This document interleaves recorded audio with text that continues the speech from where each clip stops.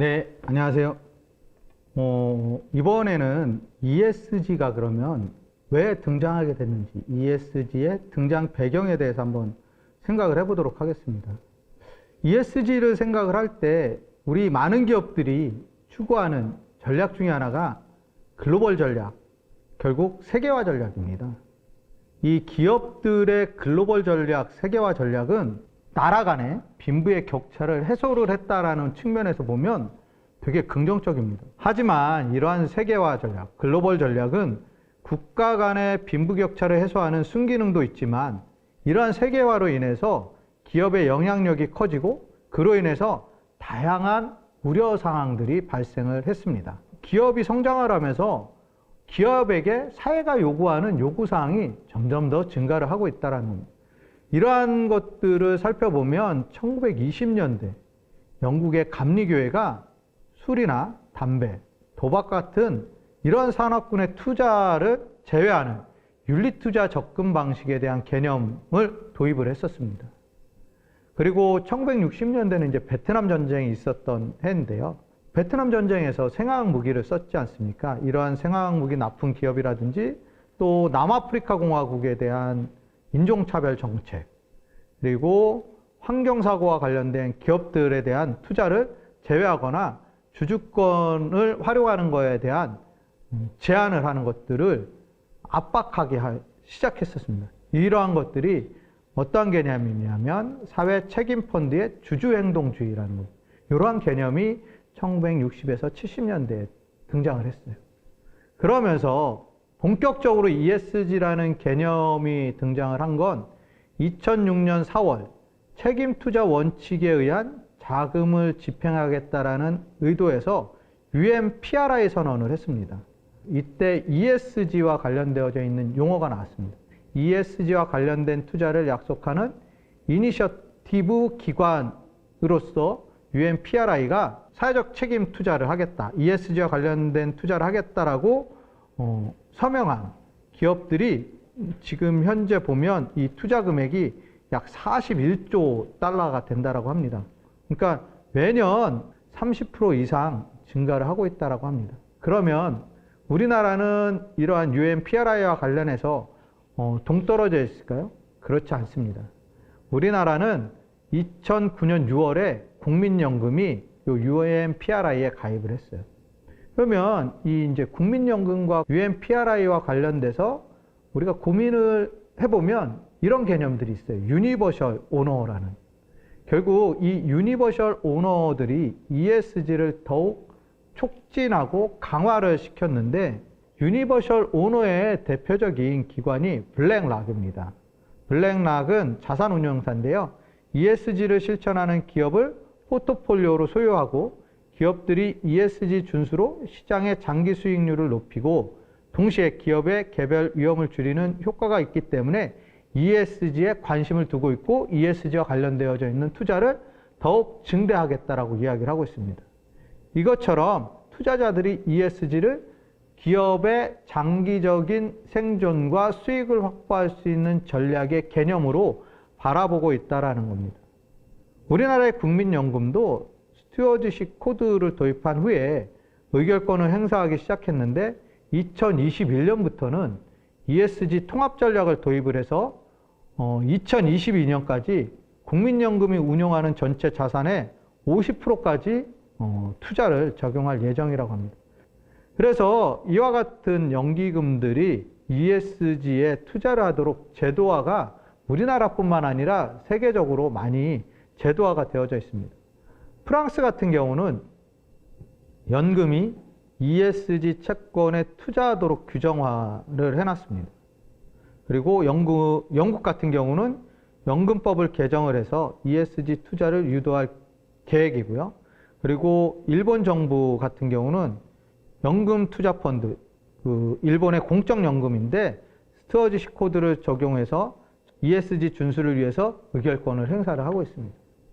우리나라는 국민연금뿐만 아니라 교원 공제 역시 ESG 적용을 확대하고 있고요.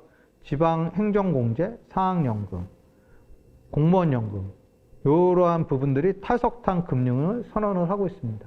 결국 환경과 관련해서 탄소를 배출하는 기업에 투자를 하지 않겠다라는 겁니다.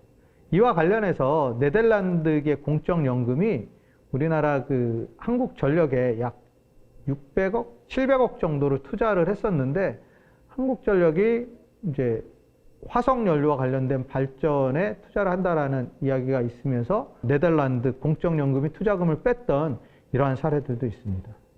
그렇다라고 하면 과연 ESG는 뭐냐? ESG의 E는 환경보호가 돈이 되도록 하는 구조를 만든다는 겁니다. EU 같은 경우 이제 탄소 배출 거래 제도, 그 ETS라고 하고 있는데 이 부분들을 주도를 하고 있습니다. 탄소를 줄이는 노력과 비용을 돈으로 거래할 수 있는 ETS 제도가 도입이 되게 된 겁니다. 그리고 규제도 세계화가 되면서 동일한 책임을 강요를 하고 있습니다. 그래서 EU 같은 경우 수입 제품 생산 과정에서 발생하는 탄소 배출을 고려를 해서 과세를 부과할 예정이고요. 미국 정부도 바이든 정부에서 들어오면서 신재생 에너지에 대한 투자가 되게 많이 늘어나고 있는데 이 부분에서도 탄소세에 대한 부과 이야기가 나오고 있습니다. 그래서 기후 같은 경우 이제 공공재이기 때문에 세계 어디든 동일한 책임이 필요하다는 취지인데 여전히 선진국의 탄소 배출 규모가 개발도상국보다 그리고 후진국보다는 훨씬 더 많은 게 현실적인 이유입니다. 후진국이나 개발도상국은 상대적으로 기술력이 낮고 제작 여력이 없어요. 그러다 보니까 유럽에 수출을 하는 데 있어서 이러한 것들이 이제 제약 요인으로 무역 장벽으로 작용할 겁니다. 이전 시간에서 이제 공급망에 대한 말씀을 드렸었는데 이러한 공급망 차원에서 우리가 탄소 배출을 줄이는 이러한 활동들을 하고 있고 그러한 제품들을 우리가 생산하고 있다는 것들이 구매자에게 전달이 되어져야 될 필요성들이 있습니다. 지금까지는 ESG의 E에 대해서 보았다라고 그러면 ESG의 SG는 재무제표에 드러나지 않은 위험을 관리하는 겁니다. 그래서 기업은 실질적으로 재무제표에 보여지는 숫자적인 이윤으로만 영이 되지는 않습니다. 기업이 영속적으로 고객들이 우리 기업의 제품을 찾도록 하기 위해서는 우리 기업들이 사회적인 책임, 사회적인 가치 이런 것들을 지속적으로 추구를 해야 되고 사회는 그런 것들을 추구하도록 요구를 하고 있습니다. 특히 요즘 이제 MZ세대, 밀레니얼 Z세대에 대한 이야기들을 많이 하고 있는데요. 밀레니얼 Z세대는 단순하게 가격이나 품질 이런 것으로 구매를 하는 게 아니라 가치에 따라서 소비를 하는, 그래서 기업의 행동에 따라서 소비를 결정하는 경향들이 두드러지고 있습니다. 그러면 이러한 MZ세대들이 지금 구매에 대한 메인스트림을 점점 더 이제 자리 잡아간다라고 하면 기업이 사회적으로 책임을 다하는 사회적인 가치를 추구하는 이런 것들이 기업 생존에 있어서 되게 중요한 요소로 자리 잡을 거라고 보여집니다. 그래서 기존 재무제표에는 넣을 수 없지만 기업의 중요한 가치가 구체화되고 있는 것을 반영하도록 하는 것들이 S와 G에 대한 재무제표입니다.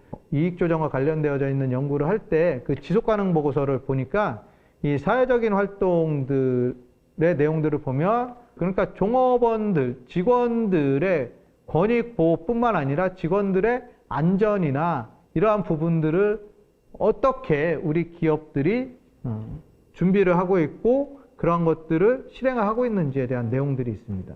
이러한 것들이 조금 더 이제 더 적극적으로 공시가 되도록 유도를 하고 있습니다. 지금 현재는 지속가능 보고서가 자율공시로 되어져 있습니다. 그런 것들이 점점 이제 많은 기업들한테 의무 공시로 이제 바뀌어 갈 겁니다. 그렇다라는 이야기는 이러한 것들에 대한 접근성을 투자자들이 훨씬 더 쉽게 할 수 있게끔 정보에 대한 공개가 많아진다라는 겁니다. 앞에 이제 S, 사회적인 부분에 대한 활동들을 이야기했고, 지배구조에서는 뭐 우리가 언론상에서 많이 보았던 순환출자 구조, 뭐 지배구조 측면에서 모기업에 대한 지배기업을 중심으로 해서 자회사들을 만드는 그러한 형태의 이제 지배구조들을 만들고 있는데, 이러한 것들이 결국 ESG의 G, 거버넌스와 관련되어져 있는 활동들이라고 보시면 될 것 같아요. 그래서 오늘 이제 ESG 등장 배경과 관련된 내용들을 정리를 해보면 ESG는 어떤 단순한 호소나 압력이 아니고 과거에는 CSR 활동이라고 해서 ESG와 관련되어져 있는 활동들이 적극적으로 이루어졌었어요. 하지만 이거는 기업의 자율적인 활동이었습니다. 하지만 ESG는 뭐냐면 그러한 기업의 환경적인 활동, 사회적인 활동, 그리고 기업 지배구조적인 활동들이 투자자 관점에서 내가 이러한 활동들을 하면 투자를 할 거야. 하지 않으면 투자를 하지 않을 거야. 이렇게 자본의 힘을 빌려서 ESG를 할 수 있게끔 강요하는 것으로 바뀌었다라는 겁니다. 그래서 기업들은 ESG를 외면할 수 없는. 그래서 우리가 신문에 보게 되면 많은 대기업들이 우리가 아리백선언 이러한 것들을 선언하는 이유들은 투자자들한테 우리가 ESG와 관련해서 이와 같은 노력들을 하고 있고 관심을 가지고 있다라는 표현들입니다.